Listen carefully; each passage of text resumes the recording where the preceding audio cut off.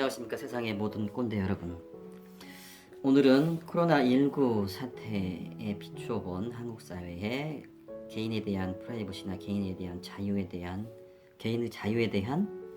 한국 사람들의 어떤 인식, 그리고 전체주의적인 모습에 대해서 좀 얘기해 볼까 합니다.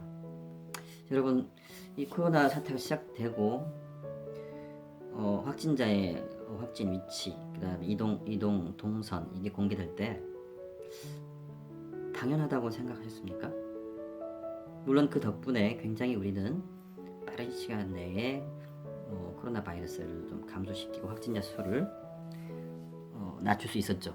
그런 면에서는 굉장히 긍정적입니다. 하지만 저는 처음에 그 확진자의 동선과 위치가 공개될 때 굉장히 우려스러웠습니다. 충분히 개인에 대한 낙인 찍기가 가능한 상황이었습니다. 특히 그 환자의 지인분들은 특별히 친한 사람들이야 걱정해주고 상관없겠지만 그렇지 않고 그냥 알고 지내는 사이이거나 이런 사람들은 그 사람을 피하게 돼 있지 않겠습니까? 또 치료돼서 나았다 하더라도 또 재발에 대한 위험성 때문에 그 사람을 멀리할 수도 있고요. 어떤 지도에는 그 확진자가 검체를 채취한 위치가 자기 주거지일 경우 주거지에 표시를 해놓았습니다.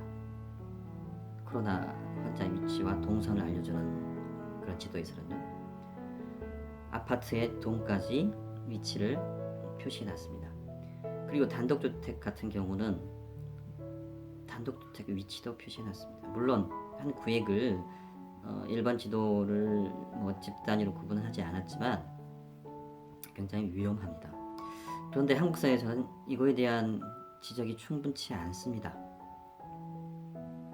개인의 프라이버시가 침해되고 개인정보가 공개될 그런 위험에 처해 있지만 일부 목소리가 너무 작습니다. 일부에서는 우려 메시지를 내긴 했지만 여기에 대한 사회 전반적인 인식이 굉장히 일천한 것 같습니다. 제가 받은 초기의 문자 메시지는 환자 발생 문자 메시지는 이동 동선, 상호, 이런 것까지 버스 이런 것까지 나와 있었고 그 사람의 집, 아파트 명까지 나와 있었습니다. 물론 그 뒤로 좀 수정되긴 했습니다만 우리 사회는 전통적으로 개인의 개인정보에 대한 인식이 즉 개인의 자유와 개인의 프라이버시에 대한 인식이 좀 부족한 것 같습니다. 우리는 태어나자마자 혼인신고를 하자마자 번호를 부여받죠. 주민등록번호입니다. 이러한 주민등록 번호 체계를 갖추고 있는 나라는 극히 드뭅니다. 특히 서구사회에서는 정부와 시민 간의 굉장한 의견 충돌로 결국 도입을 하지 못했습니다. 개인을 번호로 자리매김한 다음에 국가가 감시하는 체계, 이거를 선진국 시민사회는 결코 용납하지 않는 거죠. 국가가 나의 사생활을 다 들여다보고 모든 정보를 취합해서 컨트롤할 수 있다는 어떤 위험성을 싫어하는 거죠. 효율성 측면에서는 이렇게 관리하는 게 굉장히 크죠. 그래서 우리나라는 범죄 체포율도 굉장히 높고 그 다음에 선거 사무에 있어서 우리는 단 일주일이면 유권자들을 뽑아낼 수 있습니다. 그리고 사전투표 여러분 경험해 보신 분 계시겠지만 전국의 수천 개의 동사무소에서 사전투표를 할 수 있는데 어디에 사나 상관없이 주민번호 신분증만 들이밀면 주민번호로 그 지역구의 후보자들을 출력해서 투표를 할 수 있습니다. 전 세계 어느 나라도 이렇게 한 개인의 정보를 통합적으로 뽑아내는 국가는 없습니다. 또 한 가지, 엊그제 확진자 중 자가격리 수칙을 어긴 사람에 대해서 손목 팔찌, 손목 밴드라고 순화해서 부릅니다만 팔찌죠. 팔찌를 강제적으로 채워야 한다는 채워야 하느냐에 대한 여론조사를 실시했는데 80%가 찬성했습니다. 저는 그걸 보고 경악했습니다. 어떠한 법률적 근거도 없는 그 범죄자한테나 치우는 전자팔찌 개념을 강제로 확진자가 자가격리 장소를 이탈했다는 명목으로 강제로 채워야 된다는 의견이었습니다. 물론 정부는 자가격리 수칙을 어긴 사람에 한해서 본인의 동의를 받고 손목밴드를 채우는 방안으로 실시한다고 결정을 내렸습니다. 이 결정도 굉장히 위험한 것이죠. 서구사회에서 보기에는 이제 우리의 이런 행동에 대해서는 부정적인 메시지가 나오기 시작했습니다. 프랑스의 경제 전문 잡지에서 어떤 변호사가 기고를 했습니다. 이 손목 밴드에 대한 얘기가 나오기 전입니다. 그 전까지의 상황을 한국은 감시 체계가 중국 다음으로 굳건한 나라이다. 한국은 법을 어긴 사람들을 고자질해서 돈을 버는 국가다. 국민을 그렇게 부추긴다는 거죠. 규칙을 어긴 사람들을 추적해서 파파라치제도 우리 많이 쓰지 않습니까? 그렇게 꼬집으면서 한국과 대만은 개인의 자유가 애초에 있었는지도 모르겠다, 이런 식입니다. 굉장히 맹비난을 합니다. 물론 그 기자는 사실을 좀 왜곡하고 있고 자세히 모르는 상태에서 쓴 것 같습니다.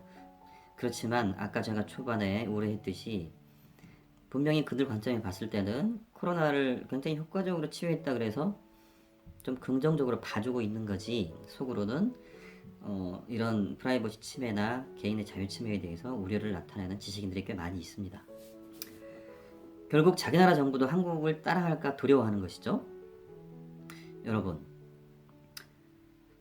자가격리 수칙을 어겼다고 해서 강제로 그 사람에게 손목 밴드, 손목 팔찌를 채운다.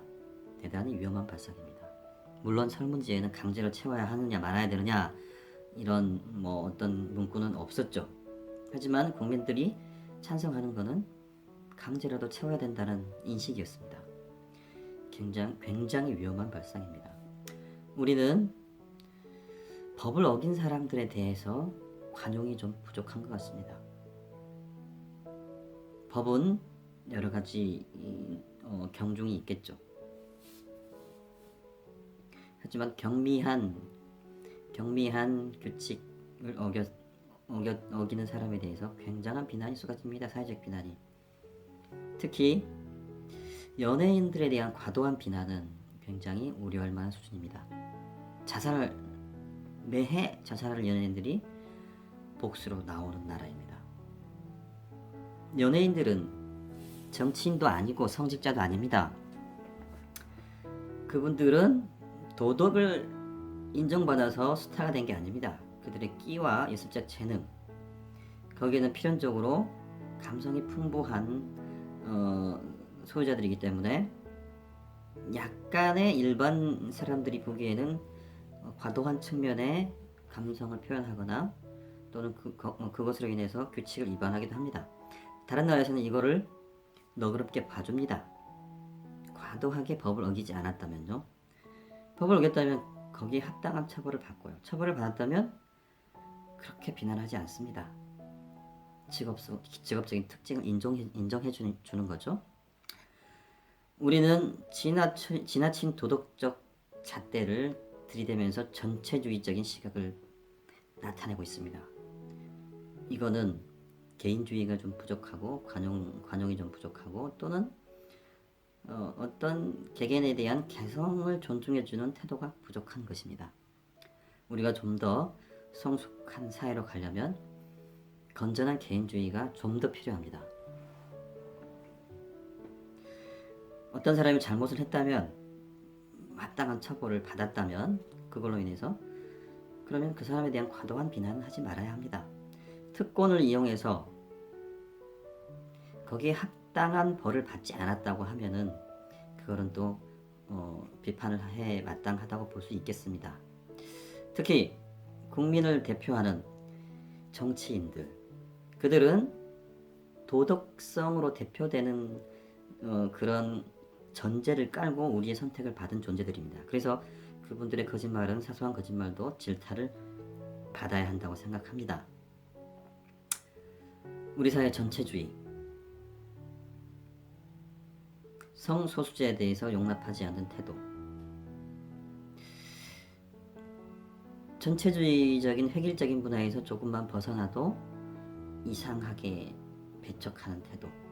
이거는 선진 시민의 의식에서는 좀 더 부족하다라고 생각할 수 있겠습니다. 코로나 사태에서 뭐 대구시나 전체적인 대한민국 시민들이 보여준 모습은 굉장히 훌륭했습니다. 그래서 전 세계 극찬을 받았죠. 그런데 이거는 한편으로 뒤집어 보면 너무 전체주의적인 사고 체계에서 도덕성을 기반으로 한 이런 훌륭한 시민 의식이라고도 볼 수 있습니다. 좀 더 건전한 개인주의가 발달되면서도 사회 전체적인 어떤 문제에 협력하는 모습, 이게 더 훌륭한 모습일 거라고 생각이 됩니다. 여러분, 우리 사회는 단적으로 요약하면 너무 도덕주의적인 획일 사회입니다. 그리고 개인의 자유에 대한 덕목에 대한 인식이, 또 여기에 대한 저항의식이 좀 부족합니다. 여러분, 이제 우리도 선진국이라고 합니다. 경제적으로는 뭐 수년 전부터 이미 선진국이라고 대접받고 있죠. 우리는 아직 인식하지 못하고 있습니다만은 중국의 교과서에도 한국은 선진국으로 표시되어 있답니다. 하지만 의식적인 멘탈적인 부분에 있어서, 시민의식적인 부분에 있어서, 그 다음에 개인의 자유, 그 다음에 관용, 톨레랑스, 이런 부분에 있어서, 그 다음에 타인에 대한, 나와 다른 타인에 대한 인정, 이런 부분에 있어서는 아직도 우리가 가야 할 길이 좀 남아있는 것 같습니다. 많이 발전했습니다. 그리고 많이 성숙됐습니다. 하지만 좀 부족한 것 같습니다. 여러분, 오늘은 개인의 자유와 프라이버시, 그리고 획일적인 문화에 대해서, 전체주의적인 어떤 문화에 대해서 얘기를 해봤습니다. 다음에 또 뵙겠습니다. 세상의 모든 꼰대 여러분, 안녕히 계십시오.